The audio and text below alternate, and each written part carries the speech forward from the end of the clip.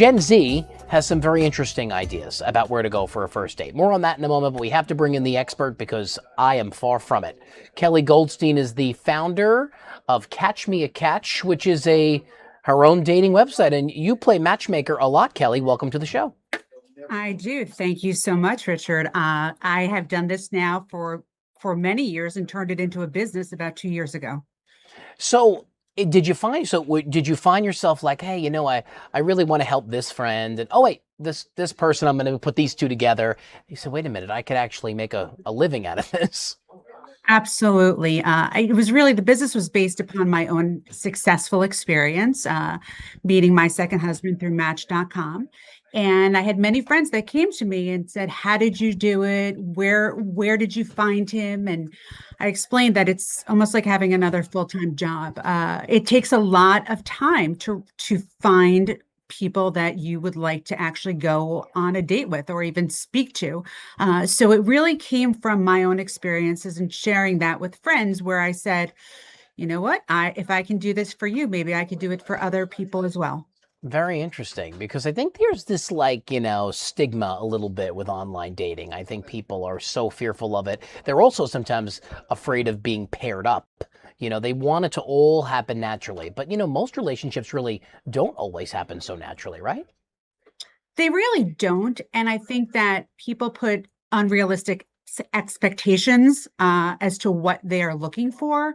And that's not to say that you shouldn't have non-negotiables. You absolutely should. But I think that as we get older, and even some of the younger folks in their 20s and 30s, they have a list of things that they want. And sometimes it's okay to step away from that list and find somebody that we're compatible with, even if they don't match the criteria which we were originally seeking. Yeah, very interesting. And it works. You successfully It matchmake these people, huh? It does. I have had a bunch of success stories. I have two couples that are now together over 2 years. They were two of the first couples that I introduced when I first started my business. And I work with people ages 25 to 75. It's amazing to me how many people are single now and actively looking and are tired of the dating websites. So turn to Kelly. She's better than Match. That's what you're saying, right, Kelly? I try to be. I think that, I definitely think that I get to know my clients very well. I'm very particular about who I take on as a client. And it's a little bit of coaching as well. It can be very discouraging doing online dating. So I'm sort of your biggest cheerleader, helping you along the process. I love it because I think there's a lot of anxiety that comes with dating too, and there's a lot of these weird. So did you look at these weird trends that I sent you? I mean, these are very strange as first dates. So Yes. there's a couple of articles out there where people are like, let's go on our first date, but we're going to do chores on our first date, or let's go on our first date and let's go shopping together, Right. or gardening together. I mean, these are not typical out to dinner things. Is this Sure. something, first of all, you would recommend, or have you experienced this in your time as a matchmaker? Well, what I always recommend to people is just meet for a drink or coffee first. Don't ever meet for a meal because it is next to impossible if you really are uncomfortable to get out of having a meal with somebody. But what I do recommend, like I said, is a glass of wine, a cup of coffee, a walk to get ice cream. And I think it's important also that people really take the time to meet somebody in person. It's really important, especially when you go on these types of dates, that you can see how this person interacts with other people. Do they say hello to the person that's serving them the glass of wine? Do they say thank you? Do they reach out and touch you? One of the things that I remember first about meeting my husband was when we met in a parking lot to go into a restaurant, and he leaned over and kissed me, and he smelled so good. And right there, I was almost in love at that point. But I just think that people are so hung up on looking at a picture and not meeting a person. So take your dog for a walk. What a great way to see if your potential partner likes dogs, or if they are a dog owner, how they treat their dog. So I think these ideas are good. I don't know if I'd want to do laundry necessarily with on a date, the Well, first the date, chores are on but the list. The chore mance. I mean, you never know.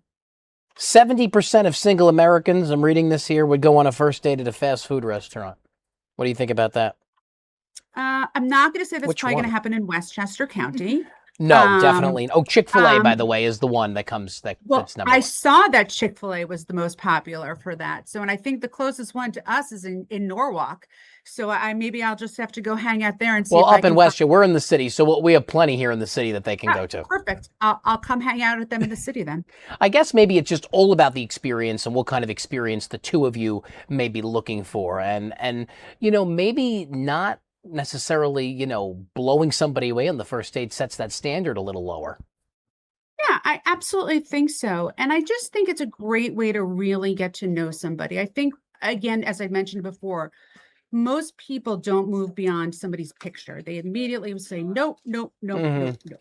And I always tell my clients, it's really important. Go meet somebody. You have nothing to lose. And every person that you meet where it doesn't necessarily work, you're getting closer to the person where it will actually work. So it's Yeah. worth everyone's time to get out there and go on these dates. You know what else I saw? What about like looking at somebody's what is it, like their FICO score, Oh, well, their I mean, finances? listen, with technology today, you can certainly find out if somebody has a rap sheet. Well, That's for that's sure. true. Criminal Uh, history. Yep. so so yeah, there are a few red flags that can be caught before. But what I also do is a lot of my clients, as I said, I get to know them, and a lot of them are referrals. So they're people who know people. This is not just a random person, although I have been known to walk up to single men in well, I assume they're single men in Trader Joe's and Home Depot with my business card, which is a lot of fun to do. Wow. Well, that's how you have to do it because then you're kind of like right away you're taking them off guard and they're like, "All right, Absolutely. maybe I could do this." And sometimes being a little brazen like that may actually work. There's always I feel like in a relationship there's always a person who's a little bit more forward than the other. Hmm. So and Hmm. and and Kelly is kind of weaving her way in to help with that. Kelly, where can we find you and where can we hire you if we need you? Sure. Okay, so I have a wonderful website. My website is www.catchmeacatch.org. And I work with people all through Westchester County, Fairfield, New York City, Brooklyn, New Jersey.